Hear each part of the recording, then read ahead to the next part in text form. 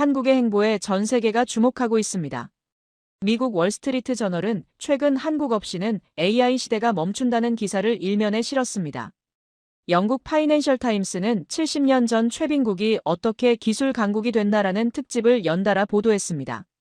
독일 공영방송은 한국의 원전 기술이 유럽을 구할 수 있다며 긴급 다큐멘터리를 제작했습니다. 일본 경제신문은 한국에 추월당한 10가지라는 제목으로 자국 산업계에 경종을 울렸습니다. 중국 관영 매체조차 한국은 어떻게 우리보다 빠르게 혁신하는가라는 분석 기사를 쏟아내고 있습니다. 자원 하나 없고 땅덩어리도 작고 출산율은 세계 꼴찌인 나라가 세계 경제의 중심에 서 있다는 사실에 전 세계가 고개를 갸우뚱하고 있습니다. 대체 한국이 뭘 가졌기에 이렇게 됐나? 외국 언론들이 던지는 이 질문에 대한 답을 지금부터 하나하나 풀어보겠습니다. 잠깐만요. 혹시 지금 어디서 듣고 계신가요? 구독과 좋아요 미리 눌러주시면 건강하고 행복한 기운 듬뿍 받으실 거예요. 새벽 5시 30분. 도시는 아직 잠들어 있습니다. 가로등 불빛이 희미하게 아스팔트를 비추고 있어요. 대부분의 아파트 창문은 어둡습니다. 하지만 몇몇 창문에서 불빛이 켜져요. 누군가 잠에서 깨어난 겁니다. 침대 옆 탁자 위에 놓인 스마트폰을 집어듭니다. 화면을 켜요. 그 순간 앱 아이콘이 나타나고 손가락이 유튜브를 누릅니다. 영상이 재생됩니다. 로딩이 없어요. 화면이 켜지자마자 영상이 흘러나옵니다. 기다림이 사라진 순간이죠. 로딩 중이라는 단어가 잠깐 머릿속을 스쳐 지나갔다가 사라집니다. 이게 당연하다고 느끼시나요? 사실 이건 당연한 게 아닙니다. 1시간 뒤 지하철역 개찰구 앞입니다. 출근길 사람들이 걸어갑니다. 교통카드를 개찰구에 댑니다. 짧은 전자음이 울리고 문이 열려요. 0.2초. 멈춰 설 필요가 없습니다. 걸음을 멈추지 않고 그대로 통과하죠. 누구도 뒤에서 기다리지 않아요. 흐름이 끊기지 않습니다. 집 앞 현관문을 엽니다. 문 앞에 택배 상자가 놓여 있어요. 어젯밤 11시에 주문한 물건입니다. 10시간도 안 걸렸어요. 상자를 집어들면 종이 마찰음이 살짝 납니다. 테이프를 뜯고 물건을 꺼내죠. 기다림 없이 도착한 물건입니다. 주민센터 앞을 지나갑니다. 예전 같으면 안으로 들어가야 했어요. 서류를 발급받으려면 말이죠. 하지만 지금은 무인 민원 발급기 앞에 섭니다. 화면을 터치하고 주민등록번호를 입력합니다. 딸깍 딸깍. 버튼 소리가 규칙적으로 울려요. 30초가 지나자 기계 안에서 소리가 납니다. 종이가 나오는 소리죠. 주민등록 등본이 배출됩니다. 잉크 냄새가 살짝 올라와요. 따뜻한 종이를 집어듭니다. 30초. 서류 한 장이 나오는데 걸린 시간입니다. 예전엔 얼마나 걸렸을까요? 1시간이었습니다. 아니, 어떤 날은 2시간도 걸렸어요.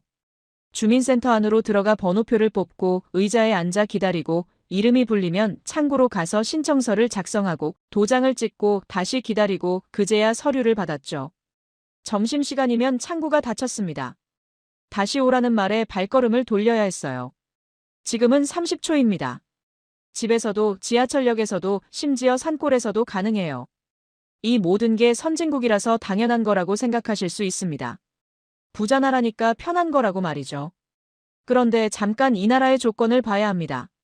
면적은 세계 109위. 작은 나라예요. 서울에서 차를 몇 시간만 달리면 바다에 닿습니다. 동쪽으로 2시간 반이면 동해가 보이고 서쪽으로 1시간이면 서해가 보이고 남쪽으로 4시간이면 남해가 보여요. 땅이 좁습니다. 그리고 이 땅에서 석유 한 방울 나오지 않아요. 철광석도 없습니다. 천연가스도 없어요. 구리도 알루미늄도 히토류도 없습니다. 자원이 전혀 없는 나라죠. 인구는 어떨까요? 5천만 명이 조금 넘습니다. 하지만 출산율은 세계 꼴찌예요. 0.7명. 한 명도 안 되는 숫자입니다. 아이 울음소리가 점점 줄어들고 있어요. 산부인과가 문을 닫고 초등학교가 통폐합되고 유치원이 사라지고 있습니다. 이런 조건에서 이 나라가 계속 살아남을 수 있을까요? 지속 가능할까요? 불안이 생깁니다. 자원도 없고 땅도 좁고 사람도 줄어드는데 어떻게 버틸까? 그런데 반전이 있습니다. 이 나라에선 기다림이 산업이 됐어요. 세계는 지금 한국이 만든 시간을 사고 있습니다. 어떤 시간일까요? 손가락 한마디만 한 반도체 칩이 있습니다. 그 안에 수백억 개의 트랜지스터가 들어가 있어요. 이 칩이 인공지능을 움직입니다. AI가 질문에 답하고 그림을 그리고 번역을 하는 모든 순간에 이 칩이 작동하죠. 초고속 메모리입니다. 한국이 만들어요. 세계 시장의 70%를 한국이 쥐고 있습니다. 거대한 배가 바다를 가릅니다. 축구장 3개를 이어놓은 길이에요. 이 배 안에는 영하 163도로 얼린 가스가 들어있습니다. LNG선. 겨울밤 보일러를 켜면 따뜻해지는 바닥, 그 가스가 2배로 옵니다. 한국이 만든 배죠. 세계 LNG선의 절반 이상을 한국이 건조해요. 손가락으로 화면을 터치합니다. 주민등록 등본이 30초 만에 발급됩니다. 전자정부. 세계 1위입니다. 국민의 시간을 돌려주는 시스템이죠.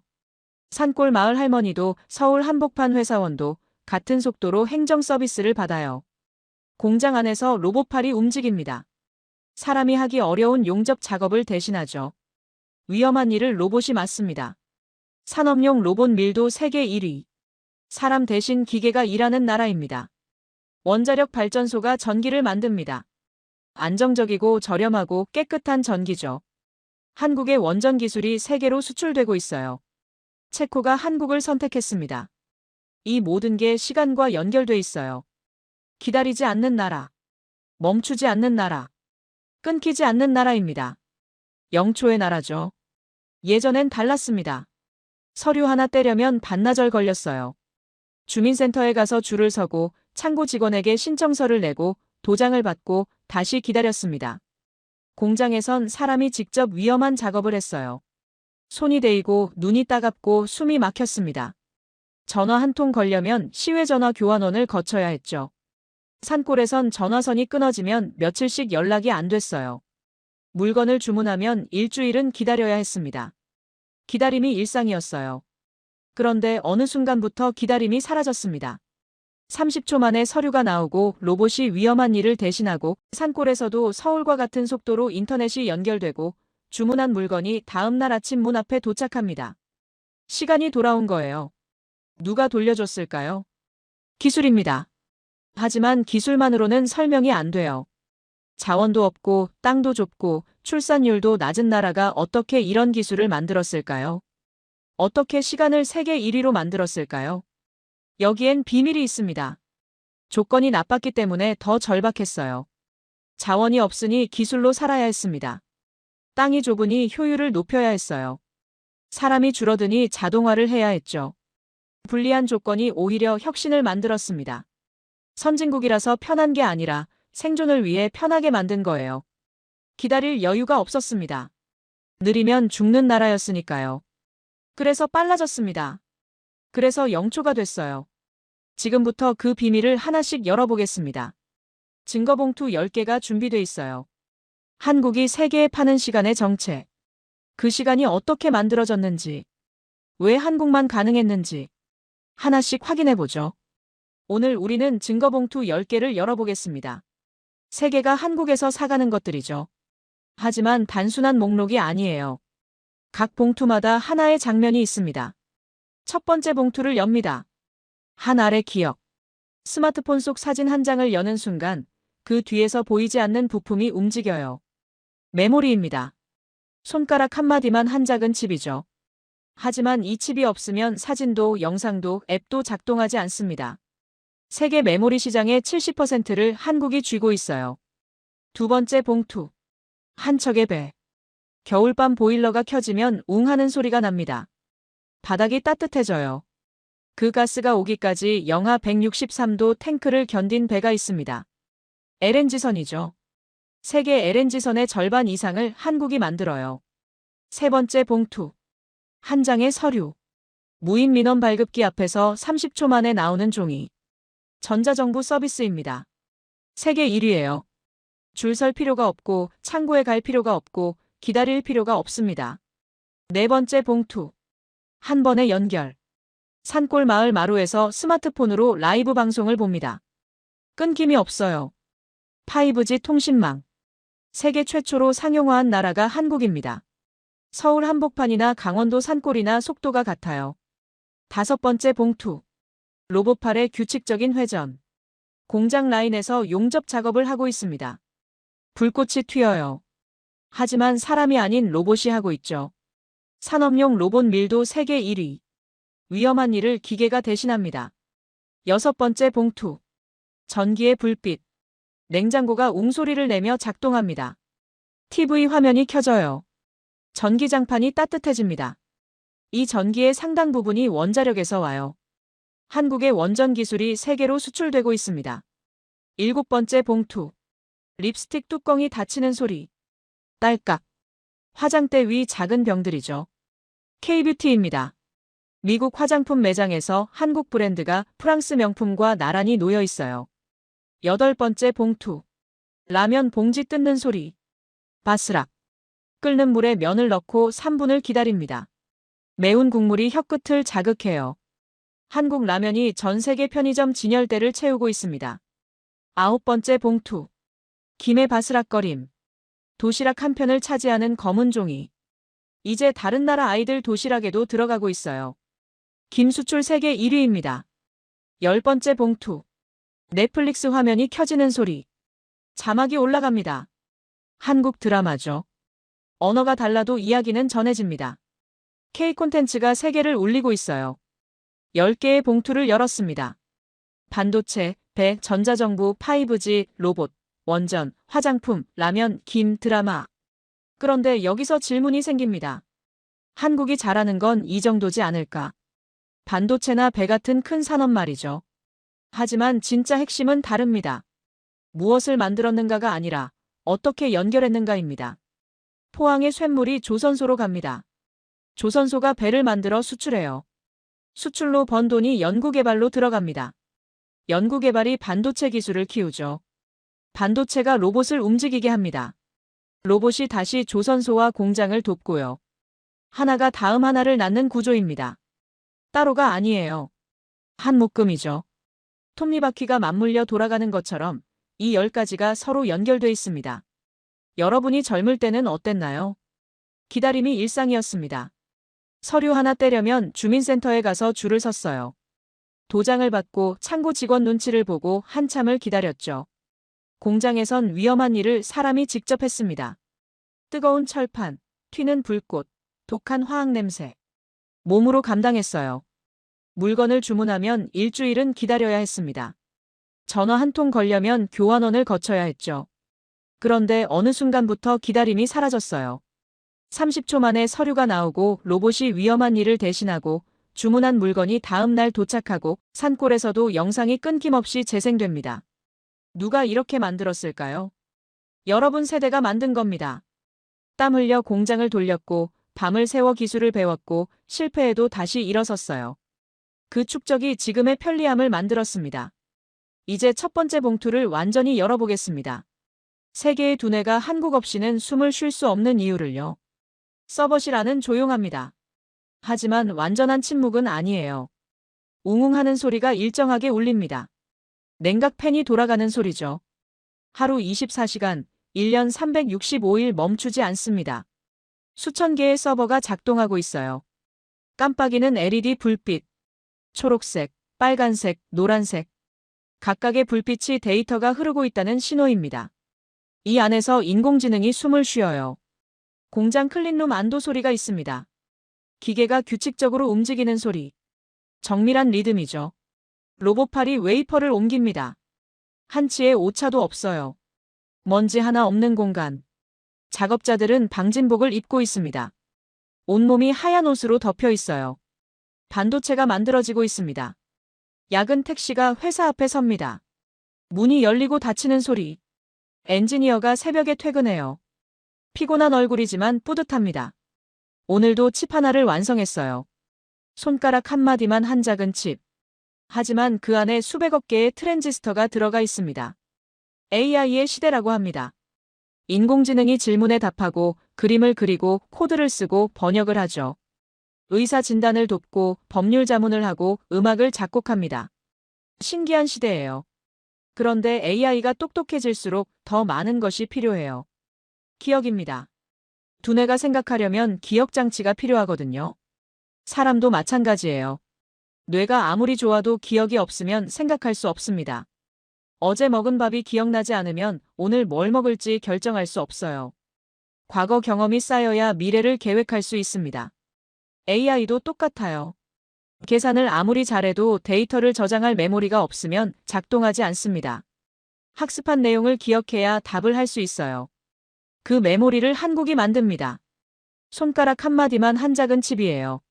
하지만 이 칩 안에 수백억 개의 트랜지스터가 빼곡히 들어가 있습니다. 머리카락보다 얇은 회로가 새겨져 있어요. 나노미터 단위의 정밀함입니다. 눈으로 볼 수 없는 세계죠. 전자현미경으로만 볼 수 있어요. 이 칩이 멈추면 어떻게 될까요? 여러분이 지금 보고 있는 이 영상도 멈춥니다. 스마트폰 화면도 꺼져요. 검색도 번역도 AI 채팅도 작동하지 않습니다. 은행 시스템도 멈춰요. 병원 기록도 열리지 않습니다. 비행기 예약도 안 돼요. 세계가 멈추는 겁니다. 그 확률의 한가운데에 한국의 메모리가 있어요. 세계 메모리 시장의 70%. 삼성전자와 SK하이닉스가 나눠 갖고 있습니다. 이게 무서운 자부심이에요. 왕이 칼을 휘두르는 시대가 아닙니다. 왕에게 칼을 납품하는 대장장이의 시대예요. 엔비디아가 AI 칩을 만들죠. 세계에서 가장 비싼 칩입니다. 한 개에 수백만 원, 수천만 원 해요. 하지만 그 칩만으로는 작동하지 않습니다. 옆에 메모리가 붙어야 해요. 초고속 메모리. HBM이라고 합니다. 대역폭이 넓은 메모리라는 뜻이죠. AI가 엄청난 양의 데이터를 빠르게 처리하려면 이 메모리가 필수입니다. 일반 메모리로는 속도가 안 나와요. AI가 1초에 수조 번 계산하는데 메모리가 따라가지 못하면 병목이 생깁니다. 그래서 초고속 메모리가 필요한 거죠. 그 HBM 시장의 80%를 SK하이닉스가 쥐고 있어요. 엔비디아 AI 칩에 들어가는 HBM은 거의 다 SK하이닉스 제품입니다. 왕의 칼에 들어가는 날이에요. 날이 없으면 칼은 그냥 쇠막대기입니다. 아무리 화려해도 쓸모없어요. AI 칩도 마찬가지죠. 메모리가 없으면 그냥 실리콘 조각입니다. 혹시 자녀가 반도체 회사에 다니나요? 야근이 걱정되셨을 겁니다. 밤늦게 들어오고 주말에도 출근하고 늘 피곤해 보였죠. 몸 상할까봐 걱정이야. 이렇게 말씀하셨을 거예요. 그런데 그 야근이 뭐였을까요? 단순히 회사 일이 아니었어요. 세계의 시간을 붙잡는 일이었습니다. AI가 1초 만에 답을 내놓을 수 있는 건 그 메모리 덕분이에요. 검색이 0.2초 만에 결과를 보여주는 것도 그 칩 덕분입니다. 자동 번역이 실시간으로 작동하는 것도 마찬가지죠. 병원에서 AI가 엑스레이를 분석하는 것도, 자율주행차가 사물을 인식하는 것도, 챗봇이 대화하는 것도 모두 메모리가 있어서 가능합니다. 세계의 두뇌가 한국의 메모리로 숨을 쉬고 있어요. 2013년 SK하이닉스는 HBM 연구를 시작했습니다. 당시엔 누구도 주목하지 않았어요. 그게 팔리겠어? 회의적인 시선이 많았습니다. 2018년 양산에 성공했죠. 그때도 시장은 작았어요. 수요가 많지 않았습니다. 하지만 포기하지 않았어요. 계속 개발했습니다. 2세대, 3세대, 4세대. 성능을 높이고 용량을 늘리고 속도를 올렸습니다. 2023년 AI 붐이 터졌습니다. 챗GPT가 나왔어요. 갑자기 HBM 수요가 폭발했습니다. SK하이닉스가 준비돼 있었어요. 10년을 기다린 겁니다. 운이 아닙니다. 준비였어요. 삼성전자도 마찬가지입니다. 1980년대부터 메모리에 투자했어요. 일본이 세계를 지배할 때도, 미국이 압박할 때도, IMF가 터졌을 때도 멈추지 않았습니다. 불황일 때 오히려 투자를 늘렸어요. 다른 회사들이 공장을 멈출 때 삼성은 증설했습니다. 지금 세계 1위입니다.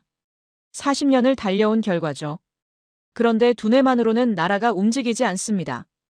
겨울밤 보일러가 켜지면 바닥이 따뜻해져요. 그 가스가 오기까지의 길. 영하 163도를 견딘 배의 이야기. 그 길의 대부분을 누가 쥐고 있을까요? 겨울 저녁입니다. 해가 지고 날씨가 추워져요. 보일러가 켜집니다. 웅 하는 소리와 함께 바닥이 따뜻해져요. 발을 디디면 온기가 느껴집니다. 양말을 벗고 맨발로 걸어도 차갑지 않아요. 포근합니다. 이 순간이 당연하다고 느끼시나요? 사실 이 따뜻함 뒤에는 긴 여정이 있어요. 가스는 기체 상태로는 운반할 수 없습니다. 부피가 너무 크거든요. 그래서 얼려요. 영하 163도. 이 온도에서 가스는 액체가 됩니다.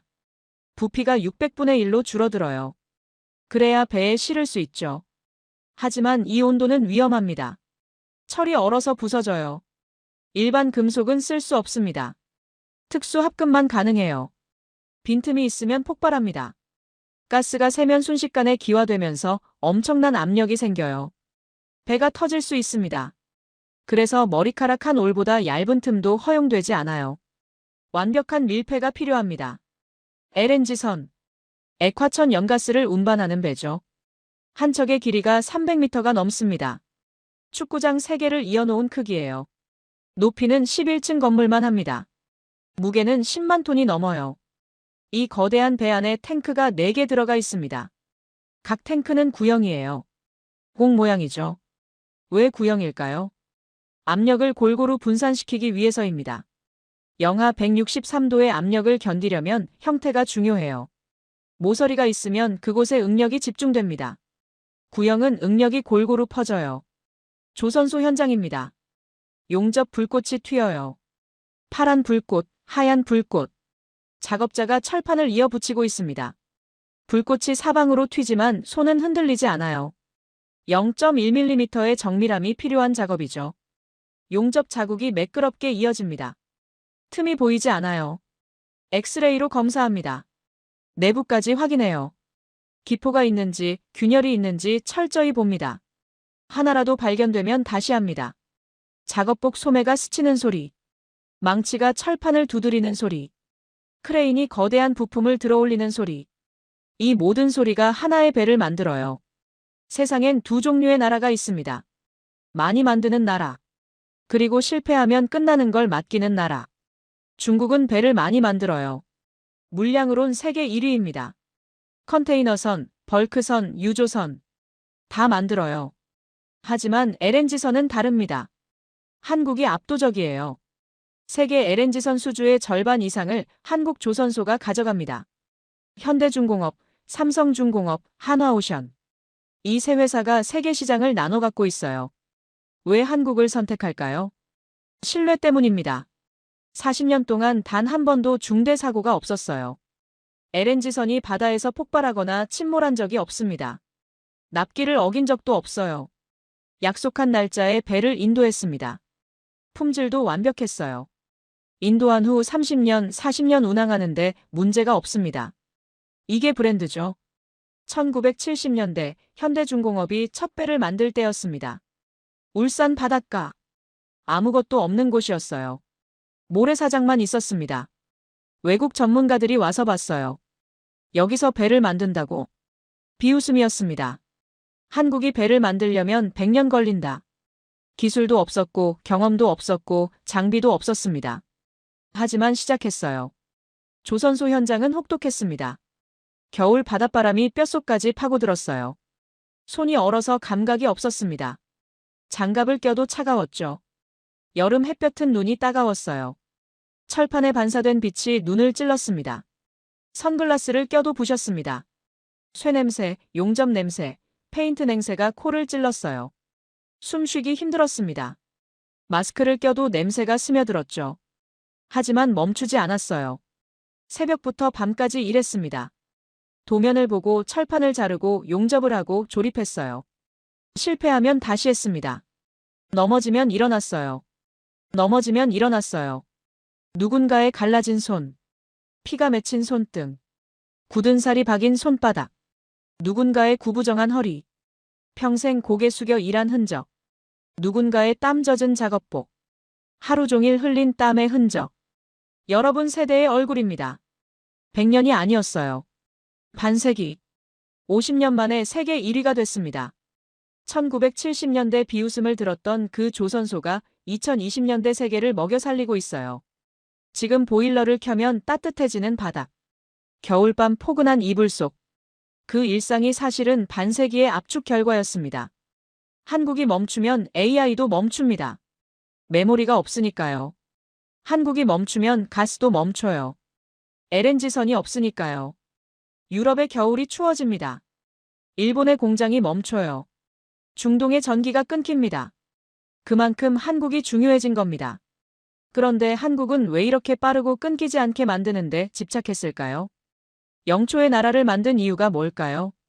시간을 돌려주는 일. 그 이야기를 이제 시작하겠습니다. 산골 마을 마루입니다. 낡은 나무 마루예요. 햇빛이 창문으로 들어와 마루를 비춥니다. 라디오 소리가 희미하게 들려요. 오래된 라디오죠. 주전자가 보글보글 끓는 소리도 납니다. 물이 끓고 있어요. 할머니 한 분이 스마트폰을 켭니다. 화면에서 라이브 방송이 흘러나와요.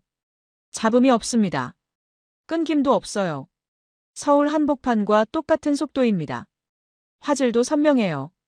예전엔 산골에선 전화도 끊기곤 했죠. 유선 전화 시절 이야기예요. 태풍이 오면 전화선이 끊어졌습니다.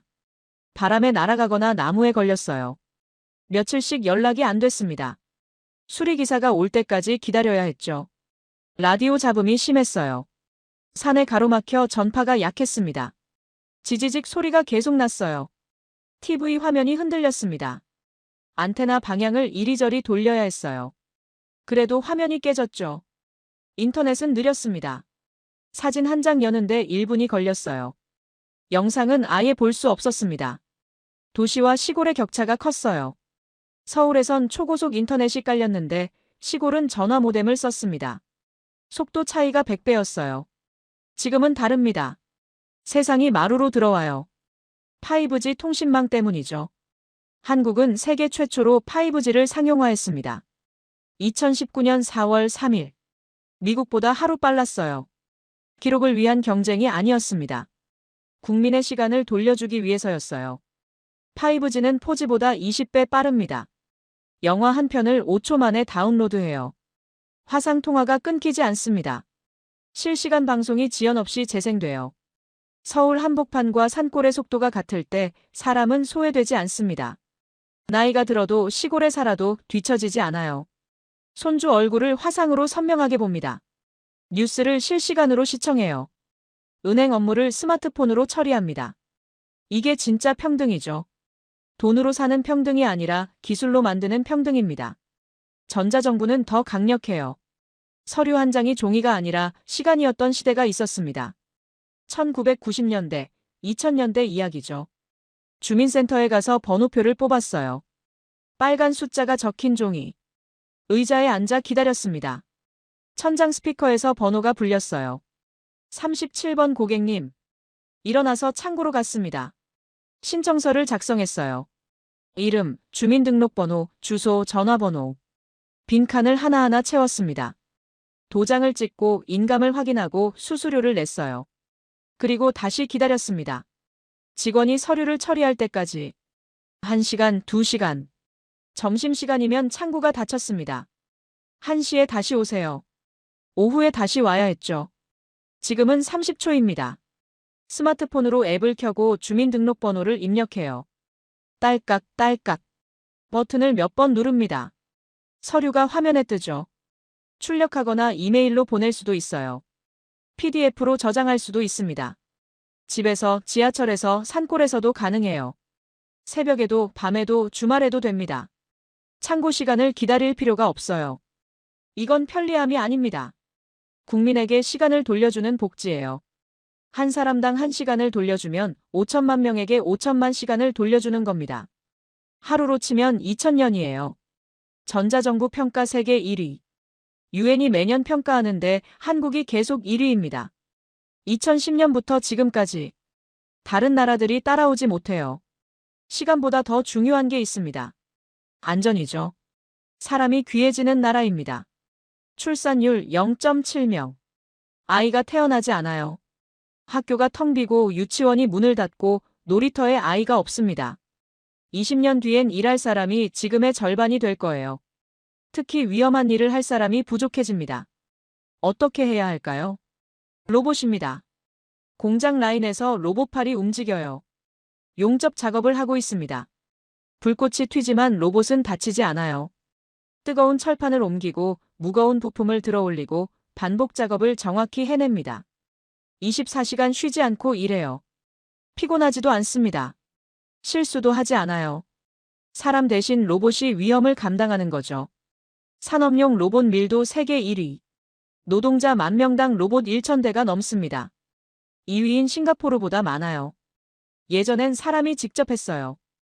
용접하다 손이 데이고 무거운 걸 들다 허리를 다치고 화학 물질에 눈이 따가웠습니다. 위험을 몸으로 감당했죠. 산업재해가 많았어요. 손가락을 잃거나 시력을 잃거나 심하면 목숨을 잃었습니다. 지금은 로봇이 대신합니다. 작업자는 로봇을 관리해요. 버튼을 누르고 프로그램을 확인하고 이상이 있으면 정지시킵니다. 안전하고 정확하고 효율적이에요. 불안이 있습니다. 사람이 줄어드는데 나라가 지속될까? 경제가 무너지지 않을까? 하지만 기술이 답하고 있어요. 로봇이 일하고 5G가 연결하고 전자정부가 시간을 돌려주고 있습니다. 미래는 불안하지 않아요. 준비돼 있으니까요. 시간과 안전을 돌려준 나라가 이제 전기까지 더 싸고 더 믿게 만든다면 어떨까요? 원자력의 이야기입니다. 냉장고가 웅소리를 냅니다. 24시간 작동하고 있어요. 문을 열면 안이 차갑습니다. 야채, 과일, 반찬이 신선하게 보관돼 있어요. 전기 덕분이죠. 전기장판이 따뜻합니다. 겨울밤 이불 속이 포근해져요. 발을 뻗으면 온기가 느껴집니다. 잠이 솔솔 와요. TV 화면이 켜집니다. 밝은 빛이 거실을 비춰요. 드라마가 재생되고 뉴스가 흘러나오고 음악이 들립니다. 세탁기가 돌아갑니다. 옷이 깨끗해져요. 에어컨이 시원한 바람을 뿜습니다. 여름 더위가 가시죠. 이 모든 게 전기로 작동합니다. 전기는 어디서 올까요? 화력, 수력, 태양광, 풍력. 여러 곳에서 와요. 그중 큰 몫이 원자력입니다. 한국 전기의 30%가 원전에서 나와요. 밤낮 없이 안정적으로 생산됩니다. 날씨와 상관없이 돌아가죠. 원전은 기술이기도 하지만 더 중요한 건 신뢰예요. 한 번의 사고가 국가의 운명을 바꾸니까요. 1986년 4월 26일 우크라이나 체르노빌에서 원전 사고가 났습니다. 폭발했어요. 방사능이 유럽 전체로 퍼졌습니다. 수천 명이 죽었어요. 지금도 그 지역은 사람이 살 수 없습니다. 2011년 3월 11일 일본 후쿠시마에서 쓰나미가 왔어요. 원전이 침수됐습니다. 냉각 시스템이 멈췄죠. 폭발했어요. 방사능이 바다로 퍼졌습니다. 지금도 오염수 문제가 남아있어요. 그래서 원전은 조심스럽습니다. 아무나 만들 수 없어요. 기술도 필요하지만 신뢰가 더 중요합니다. 40년, 50년 안전하게 운영할 수 있다는 믿음. 그게 없으면 아무도 맡기지 않아요. 지금 세계는 전기가 필요해요. AI 시대니까요. 데이터 센터가 엄청난 전기를 먹습니다. 챗GPT 하나 돌리는데 원자로 1기가 필요하다는 말도 있어요. 전기차도 늘어나고 있습니다. 충전소가 많아지고 배터리가 커지고 전기 소비가 급증하고 있어요. 전기 수요가 폭발하고 있죠. 그런데 문제가 있습니다. 안보 때문에 맡기기 어려운 곳들이 있어요. 중국에 맡기면 안보 리스크가 생깁니다. 정치적 압력을 받을 수 있어요. 러시아도 마찬가지죠. 유럽이 러시아 가스에 의존했다가 큰 곤란을 겪었습니다. 서방 국가들이 선택지를 찾고 있어요. 한국이 떠올랐습니다. 기술도 있고 안보도 믿을만하고 가격도 합리적이니까요. 같은 성능이라면 절반 가격입니다. 프랑스나 미국보다 훨씬 싸요. 납기도 정확해요. 약속한 날짜에 완공합니다. 품질 관리 기록도 완벽하죠. 40년 넘게 원전을 운영하면서 큰 사고가 없었어요. 2024년 7월 17일 체코가 결정을 내렸습니다. 원전 수주 경쟁이었어요. 프랑스와 한국이 경쟁했습니다. 프랑스는 원자력의 원조 국가예요. 세계 최초로 상업용 원전을 만들었습니다. 기술력도 인정받고 있죠. 한국은 신흥 강자입니다. 배우고 발전시키고 이제 수출하는 나라예요. 마치 결승전 같았어요. 원조와 신흥의 대결. 체코는 한국을 선택했습니다. 24조 원 규모.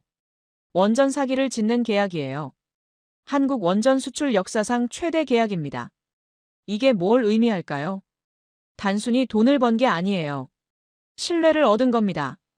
한국 기술이 우리 국민의 전기를 책임져도 된다는 표를 받은 거예요. 원전은 30년, 40년, 50년 돌아갑니다. 그 세월 동안 안전을 책임지는 겁니다. 쉬운 일이 아니에요. 하지만 한국이 할 수 있다고 체코가 믿었습니다. 여러분이 젊었을 때 원전 건설 현장을 기억하시나요? 1970년대 고리 원전.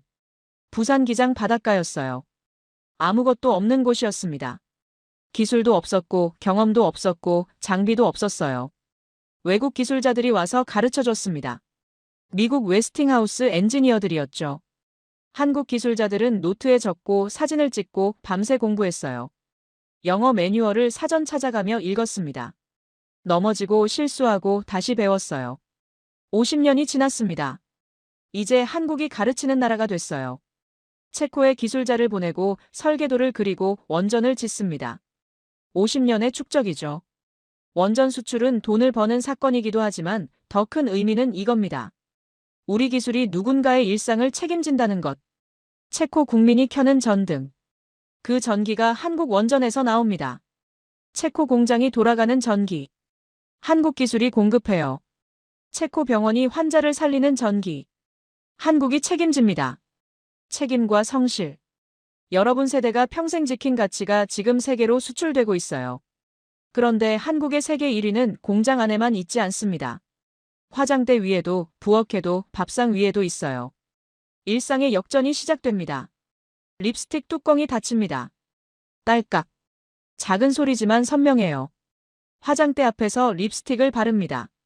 거울을 보며 입술을 오므리죠. 색이 고르게 펴져요. 화장대 위에 작은 병들이 놓여 있습니다. 에센스, 크림, 마스크팩, 세럼. 한글이 적혀 있어요. K뷰티입니다. 대단한 건 멀리 있지 않습니다. 여러분 집안에 있어요. 딸이나 며느리 화장대를 보세요. 작은 병들이 가득합니다. 미국 뉴욕, 맨해튼 백화점 화장품 코너입니다. 1층 중앙이에요. 가장 좋은 자리죠. 진열대에 병들이 나란히 놓여 있어요. 프랑스 명품 샤넬 옆에 한국 브랜드가 있습니다. 디올 옆에도 한국 제품이 보여요. 에스티로더 옆에도 있어요. 손님이 다가옵니다. 프랑스 제품을 집어들고 가격표를 봐요. 150달러. 한국 제품을 집어듭니다. 가격표를 보죠. 120달러. 조금 싸네요. 하지만 가격 때문만은 아닙니다. 효과 때문이에요. 후기를 봤거든요. 피부가 좋아졌다. 주름이 줄었다. 탄력이 생겼다. SNS에 올라온 후기들. 진짜 사용자들의 목소리였어요. 한국 제품을 선택합니다. 계산대로 가죠. 프랑스 제품이 아니라 한국 제품을 산 겁니다. 이게 혁명이에요. 100년 넘게 프랑스가 지배했던 시장. 샤넬, 디올, 랑콤. 명품의 대명사였죠. 한국이 그 자리에 들어갔습니다. 여러분이 딸이나 며느리 화장대를 보며 말씀하셨죠. 그게 뭐가 그렇게 좋냐? 비싼 거 바를 필요 없어. 옛날엔 그런 거 없이도 살았어. 그 병들이 바다 건너에선 선택의 1순위가 됐습니다. K뷰티 수출 100억 달러 돌파. 명품의 나라 프랑스와 어깨를 나란히 하고 있어요. 부엌에서 물이 끓습니다. 보글보글. 냄비가 흔들려요. 라면을 끓이고 있습니다. 봉지를 뜯어요. 바스락. 면을 넣고 스프를 넣습니다. 3분을 기다리죠. 뚜껑을 열면 매운 냄새가 올라와요. 코를 찌르는 냄새. 하지만 군침이 도네요. 첫 입을 뜹니다. 혀끝이 얼얼합니다. 매워요. 땀이 나기 시작해요. 하지만 젓가락을 놓지 못합니다. 매운데 자꾸 먹게 돼요. 중독성이 있어요. 한국 라면이죠. 이제 전 세계 편의점에 있습니다. 미국 월마트, 영국 테스코, 프랑스 까르푸. 어디를 가도 한국 라면이 진열대를 차지하고 있어요. 빨간 봉지가 눈에 띕니다. 매운맛을 문화로 만든 겁니다. 처음엔 거부감이 있었어요. 너무 맵다. 이걸 어떻게 먹어? 하지만 유튜브에 영상이 올라왔습니다. 외국인이 한국 라면을 먹는 영상. 첫 입을 뜨고 얼굴이 빨개져요. 땀이 나고 눈물이 나지만 계속 먹습니다. 스파이시. but delicious. 매워. 하지만 맛있어. 그 영상이 바이럴 됐어요. 1000만 조회수, 2000만 조회수. 사람들이 따라 해봤습니다. 중독됐어요. 한 번 먹으면 자꾸 생각나는 맛. 그 경험이 SNS에 올라가고 친구에게 추천되고 입소문이 퍼졌습니다. 라면 수출 10억 달러 돌파. 단순한 면이 문화가 됐어요. 밥상 위에 김이 놓여 있습니다. 검은 종이 같은 김. 밥을 한 숟가락 떠서 김에 싸 먹습니다. 바다 향이 나요. 짭조름하고 고소합니다. 씹으면 바삭해요. 도시락 한 편을 차지하는 김. 시니어에게 이건 기억 그 자체입니다. 소풍날 도시락. 김밥 싸서 가던 날. 운동회 날 점심. 어머니가 싸주신 도시락. 아침 밥상에 김. 된장찌개 옆에 놓인 김. 평범한 일상이었죠. 그 김이 이제 다른 나라 아이들 도시락으로 들어갑니다. 미국 학교 급식에 김이 나와요. 아이들이 좋아합니다. 시위드, 해초. 신기해하며 먹어요. 바삭한 식감이 좋대요. 김 수출 세계 1위. 검은 반도체라고 부르는 이유가 뭘까요? 점유율이 높아서가 아닙니다. 세계 식탁의 습관을 바꾸는 힘이 있어서예요. 예전엔 김치를 외국인에게 주면 거부했습니다. 냄새가 이상하다. 매워서 못 먹겠다. 라면도 마찬가지였어요. 너무 맵다. 김도 낯설어 했죠. 이게 뭐야? 종이 같은데. 지금은 어떤가요? 김치 냉장고를 사고 라면을 사재기하고 김을 도시락에 싸갑니다. 습관이 바뀐 겁니다. 아침에 밥 대신 시리얼 먹던 사람들이 김밥을 삽니다. 점심에 샌드위치 먹던 사람들이 비빔밥을 먹어요. 저녁에 스테이크 먹던 사람들이 삼겹살을 구워 먹습니다. 한국은 거대한 것만 수출한 게 아니에요. 일상의 습관을 수출했습니다. 반도체, LNG선, 원전은 산업이죠. 하지만 화장품, 라면, 김은 생활입니다. 산업과 생활을 동시에 수출하는 나라. 그게 한국이에요. 습관 다음은 무엇일까요? 마음입니다. 세계의 마음을 움직이는 이야기. 그 이야기의 시간입니다. 거실이 어둡습니다. 커튼이 쳐져 있어요. TV 화면만 밝습니다. 가족이 소파에 앉아 있어요. 넷플릭스 로고가 뜹니다. 드라마가 시작됩니다. 한국 드라마죠. 자막이 올라갑니다. 영어, 스페인어, 프랑스어, 아랍어. 언어는 달라도 이야기는 전해져요. 화면 속 어머니가 자식을 지키려고 싸웁니다. 아들이 위험에 빠졌어요. 어머니가 앞을 막아섭니다. 내 아들은 안 돼. 목소리가 떨려요. 하지만 물러서지 않습니다. 보는 사람의 눈에 눈물이 맺힙니다. 언어가 달라도 마음은 같아요. 부모의 마음은 세계 어디나 같습니다. 가족이 함께 숨을 죽이고 봐요. 다음 장면이 궁금합니다. 1시간이 순식간에 지나가죠. 이제 한국은 물건만 팔지 않아요. 이야기와 감정을 팝니다. 자막을 읽는 불편함보다 이야기가 더 강했습니다. 오징어 게임. 전 세계 넷플릭스 1위를 차지했어요. 111개국에서 1위였습니다. 더 글로리. 복수의 이야기지만 공감을 얻었어요. 이상한 변호사 우영우. 자폐 스펙트럼 변호사 이야기인데 세계가 울었습니다.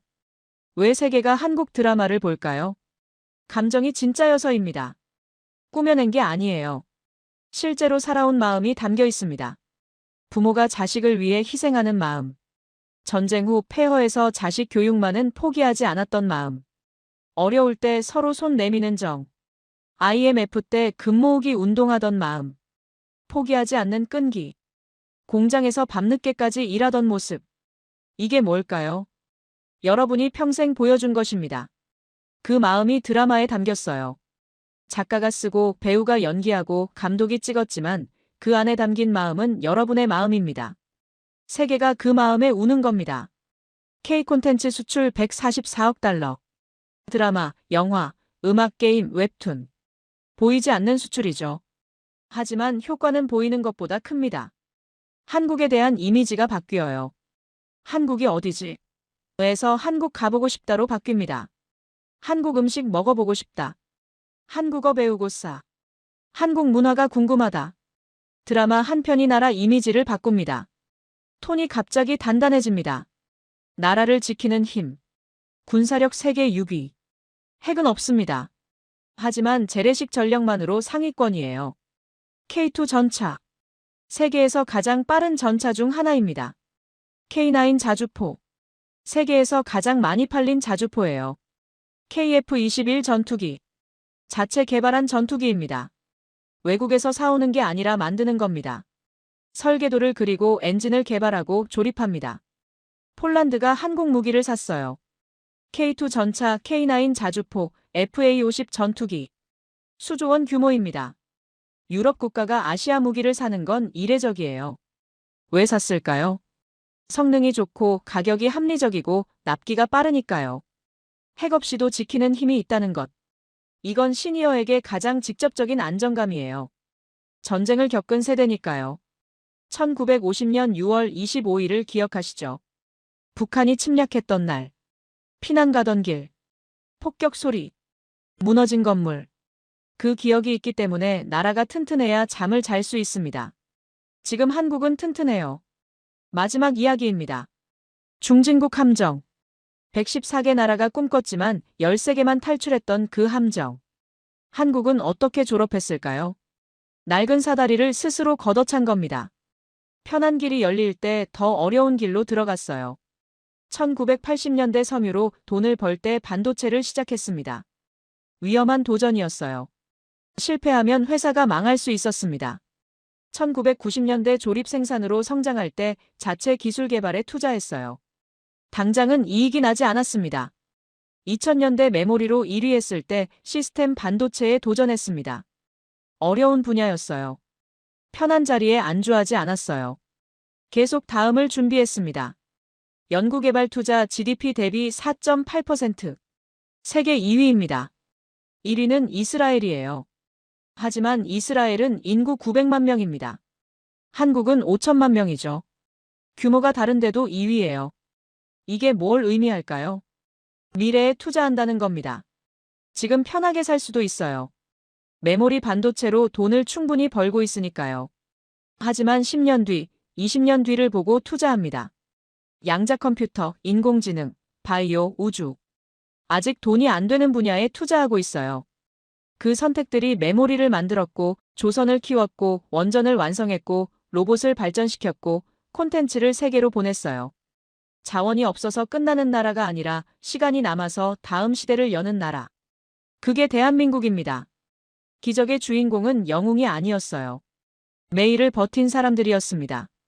공장에서 일하고 밤늦게 퇴근하고 자식 뒷바라지하고 나라 걱정하며 살았던 여러분이었어요. 손에 굳은 살 박이고 허리 굽어가며 일했던 분들. 그 하루하루가 쌓여서 지금의 한국을 만들었습니다. 영초의 나라. 기다림이 사라진 곳. 시간을 세계에 파는 나라. 대한민국이었습니다.